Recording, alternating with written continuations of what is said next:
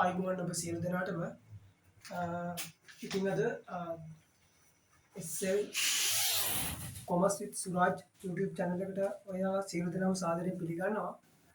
2026 උපාධි ගුරු විභාගය ඔයගොල්ලෝ හැමෝම දන්නවා මේ වෙනකොට ගැසට් වෙලා තියෙනවා. සීමිත සහ විවෘත වශයෙන් උපාධි ගුරු විභාගය අවස්ථා දෙකකදී පැවැත්වීමට තමයි යෝජිතව තියෙන්නේ.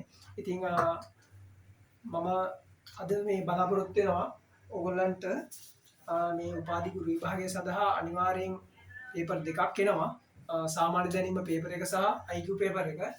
ඉතින් සෑම උපාධි ගුරු විභාගයකදීම වගේ ඔයගොල්ලෝ හැමෝම දන්නවා නිතර ඇහෙන ප්‍රශ්නයක් තමයි දින සම්බන්ධ එහෙමත් නැත්නම් දින වකවානු එක්ක බැඳුණු ප්‍රශ්න. ඉතින් මම අද කතා කරනවා ඒ දින වකවානු සම්බන්ධව තියෙන ප්‍රශ්නයක්. සාමාන්‍යයෙන් මේකෙදි ප්‍රශ්න පහක් වගේ එකම ආකාරයකට විවිධ ප්‍රශ්න පහක් එනවා මේ බොහෝ වෙලාවට IQ පේපර් එක.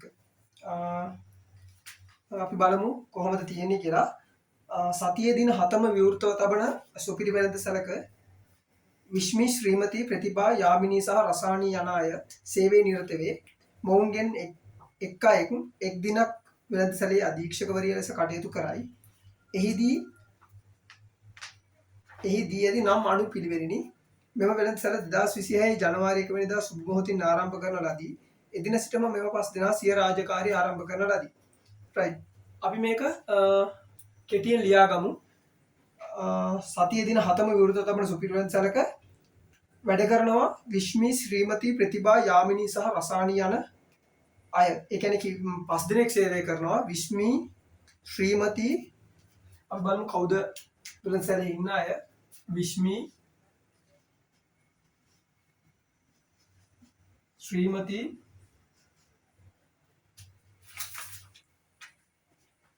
ප්‍රතිභා යාමිනී සහ රසානී. ප්‍රතිභා යාමිනී රසානී.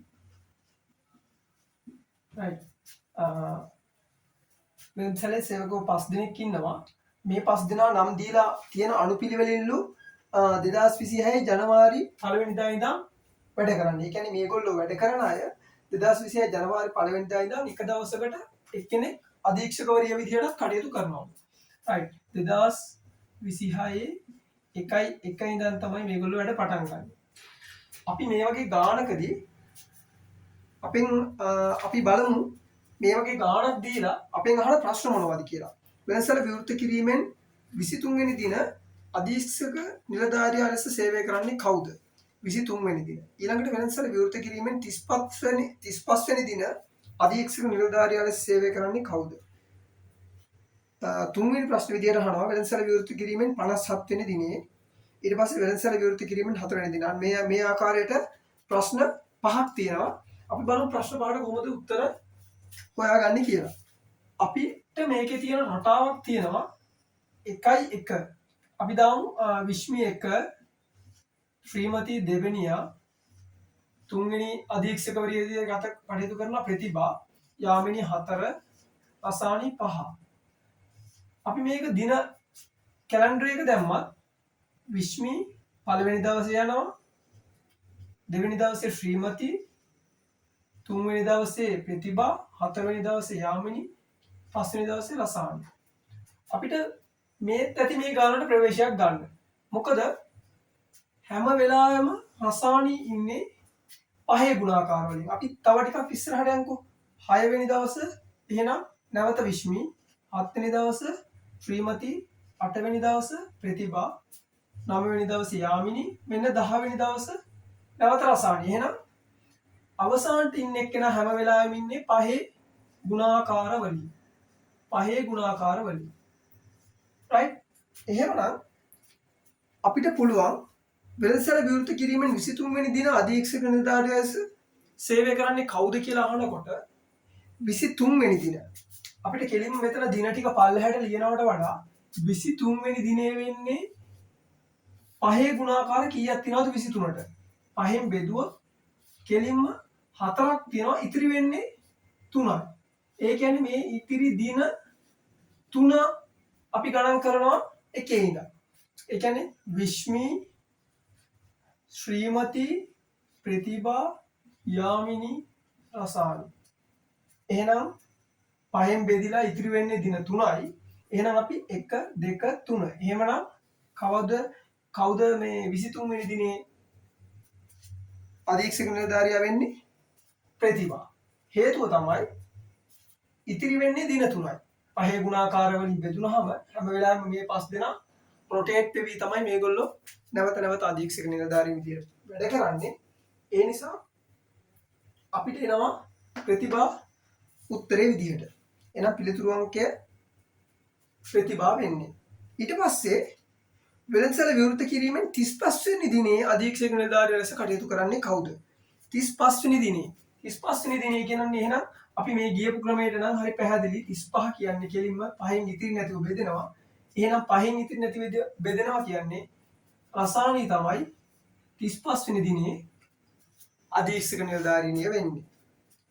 ඊළඟට අහනවා වෙළඳසැල විවෘත කිරීමෙන් 57 වෙනි දින අධීක්ෂක නිලධාරියා ලෙස සේවය කරන්නේ කවුද?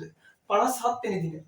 අපි අර ගියපු ප්‍රවේශයෙන්ම ගියොත් ඒක තමයි ලේසිම සහ කෙටිම ක්‍රමය. මොකද අපිට IQ පේපර් එකක් කියන්නේ කාලය තමයි වැදගත්. මොකද අපි මෙතන දින කැලෙන්ඩරයක් වගේ ඔක්කොම ටික ලියාගත්තොත් ඒක අපිට ලියන්න යන කාලේ මේ ඔක්කොම මෙතනින් ඉතුරු වෙනවා. මොකද අපි දින 5යි ලියන්නේ. මොකද ඊට පස්සේ අපිට තියෙන හැම එකම 5 ගුණාකාරය. එහෙනම් 57 වෙනි දිනේ කියන්නේ අපි බෙදනවා නැවතත් 5න්. එහෙනම් ඉතිරි වෙනවා කීයද දින? දින 2ක් ඉතිරි වෙනවා. එහෙනම් දින 2යි කියන්නේ අපි නැවත මුල ඉඳන් 2ක් ගණන් කරනවා. විශ්මි, ශ්‍රීමති. එහෙනම් කවුද 57 වෙනි දිනේ අධීක්ෂක නිලධාරිනිය වෙන්නේ? ශ්‍රීමති. ඊළඟ ප්‍රශ්නෙන් අහනවා වෙළඳසැල විවෘත කිරීමෙන් 4 වෙනි වරට විශ්මි අධීක්ෂණය කරන්නේ කීවැනි දිනේද? එහෙමනම් වෙළඳසැල විවෘත කිරීමෙන් 4 වෙනි වරටනේ. අන්න එතනදී අපිට සිද්ධ වෙනවා පොඩ්ඩක් නැවත මේ ටික අවස්ථා 4ක් බලන්න. කවුද වෙළඳසැල විවෘත කිරීමෙන් 4 වෙනි වරට විශ්මි අධීක්ෂණය කරන්නේ කීවැනි දිනේද කියලා අහන්නේ. එහෙනම් විශ්මි පළවෙනි වතාවට තමයි මේ පළවෙනි දිනේ එන්නේ. ඊළඟට විශ්මි 4 වෙනි දිනේ අහන්නේ. 10යි 11යි ඉන්නවා විශ්මි. මේ වෙලාවට අපි හැම වෙලාවෙම 5ක් එකතු කරනවා. 11යි 5යි 16යි. එහෙනම් 1 2 3 4. විශ්මි 4 වෙනි වතාවට. ඒ කියන්නේ දැන් අපෙන් අහන්නේ විශ්මි වාර 4ක් අධීක්ෂක නිලධාරිය වුණා නම් ඒ කවදද කියලා අහන්නේ. එහෙනම් විශ්මි පළවෙනි වතාවටත් විශ්මි තමයි හිටියේ. දෙවෙනි වතාවට විශ්මි ආය අධීක්ෂක නිලධාරිනිය වෙන්නේ 6 වෙනිදා.